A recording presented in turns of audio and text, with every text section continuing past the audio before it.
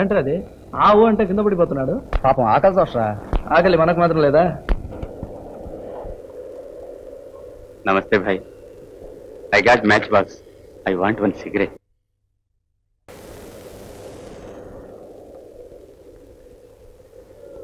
Thanks.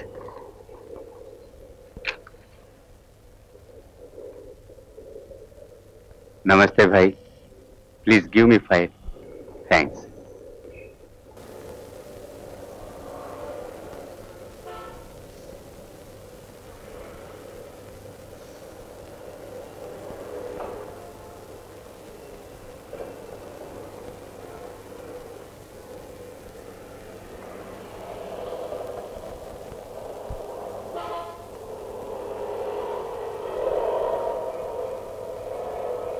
Thank you sir.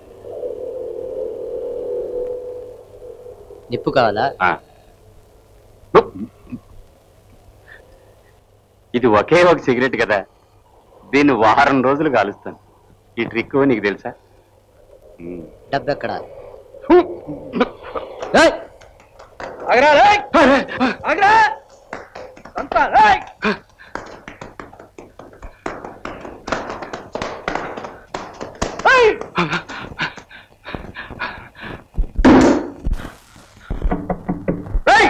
తలుపు తీరా, లేకపోతే పగల కొడతాను.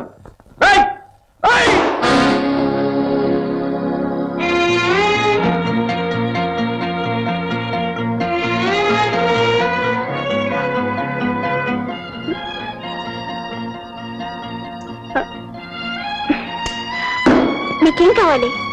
లోపలికి పరిగెత్తుకొచ్చి దాక్కున్నాడే మాయగాడు, ఆయన కావాలి. ఏం చేశారైనా? ఒక పని మీద పోస్టల్ ఆర్డర్ కొందామని ఉంచుకున్నాను, 15 రూపాయలు. అది కావాలని కుళ్ళి కుళ్ళి ఆడ్చాడు. సరే పాపం పోన్. చెప్పండి. పెళ్ళాం పురుడు చావు బతుకులో ఉండి మందుకు డబ్బు కావాలన్నారా? అమ్మ చచ్చిపోయింది, దహనం చెయ్యాలి, చేతిలో చిల్లిగవ్వ కూడా లేదు అన్నారా? మీరు ఆయనకి ఏమవుతారు? ఆయన కూతుర్ని. మీరు చచ్చిపోయారని చెప్పి డబ్బు అడిగాడు, అది పెద్ద యాక్సిడెంట్ లో. బతికే ఉన్నారా? సూదంలో ధర్మరాజుకు బాబీన ఆయన సొంత భార్యని పందెం కాచారు. ఈయన అందరి భార్యని పందెం కాయటానికి సిద్ధం. కన్నె కూతురు ఎనవలసిన మాట్లాడినా ఇవి చంపేస్తాను తెలుసా? నా ఆస్తంతా జోదంలో పోయింది, ఒప్పుకుంటాను. అదే జోదంలో ఓడిపోయింది గెలుచుకోవాలి కదా. బస్సులో డబ్బు పారేసుకుని పార్కులో ఎదుగుతారా ఎవరైనా? Correct sir. మీ దగ్గర డబ్బు ఇచ్చేసి ఇంకెవరినైనా అడగలనా? మిమ్మల్ని అడగాలి కదా. ఇదిగో చూడండి, గొడవ చేయకండి. ఆయన ఇవ్వవలసిన డబ్బు నేను ఇస్తాను. ఎంత ఇవ్వాలి? అదెంత పెద్ద 15 రూపాయలు ఒక్క ఆట. కూతురు సంపాదన మీద బతకడానికి సిక్కట, అందుకని జూదమాడి సంపాదిస్తాట. నేను స్టేజ్ మీద నాటకాలు ఆడతాను, ఈయన ఊరంతా నాటకాలు ఆడతారు. ఇదిగోండి. మన కమిషన్ లేదా?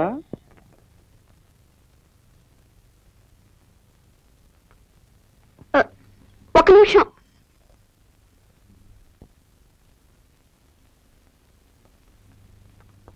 ఇదేంటి వడ్డీయా? నేను మీకు ఇవ్వవలసిన బాకీ. Thank you. No mention. 2 రూపాయలు నన్ను కని పాడేశాం. ఏం ఉపయోగం? దరిద్రం.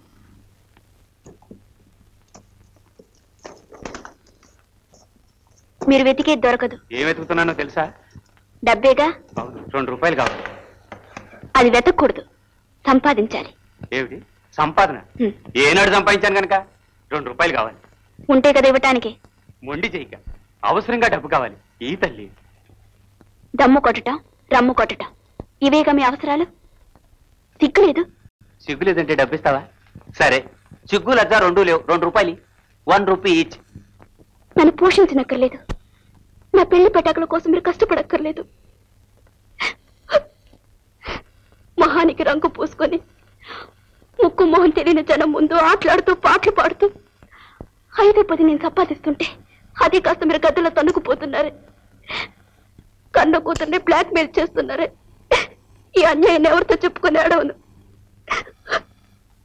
ఇదిగో నువ్వు ఏడిస్తే నేను ఏడుస్తాను. సరే ఉన్నది తీసుకెళ్ళండి.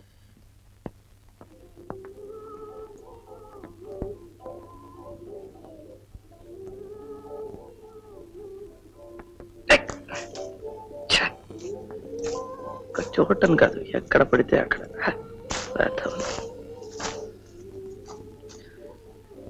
మేడం,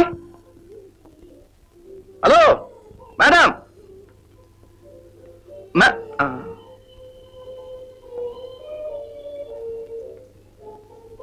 ఎవరు? నేనే, రంగా, కూలీ. ఉదయం మీ నాన్నగారిని వెంపడించుకొచ్చానే. ఏం కావాలండి? నా ప్యాకెట్ లో ఒక పాస్పోర్ట్ సైజ్ ఫోటో ఉంచుకున్నాను. మీ నాన్నగారు తరుముకొచ్చినప్పుడు మీ ఇంట్లోనే పడిపోయి ఉండాలి. కాస్త చూసి చెప్తారా? ఇంట్లో ఫోటో ఏది చూసినట్లేదండి. సాయంత్రమే చెత్తంతా చిమ్మి చెత్తకుండీలో వేశాను.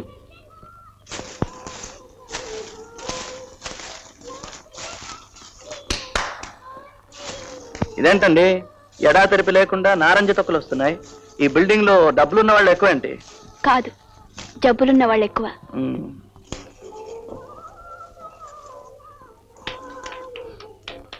అబ్బా ఇంకా చాలు, వదిలేయండి. దాందే ఉందండి, ఇంకా వెతికితే సోషలిజం దొరికినా దొరకచ్చు.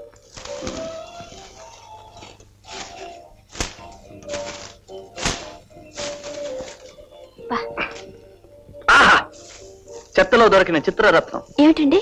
నా ముఖం దొరికిందా? ఫోటో దొరికింది, ఉద్యోగం దొరకాలే.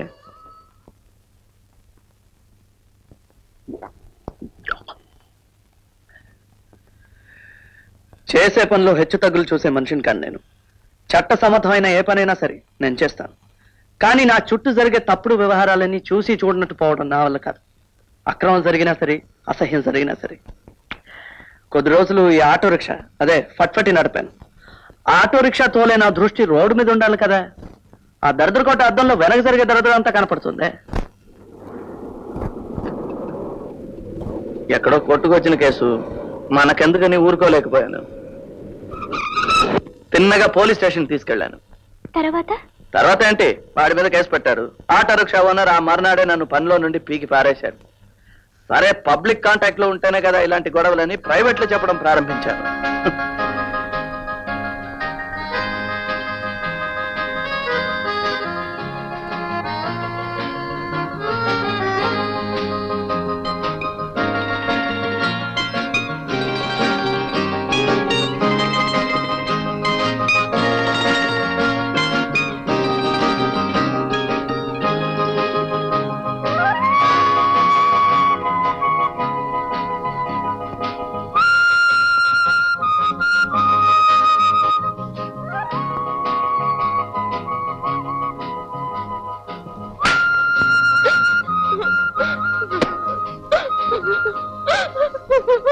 ఏమా ఎందుకు ఏడుస్తున్నావు? ఏం జరిగింది?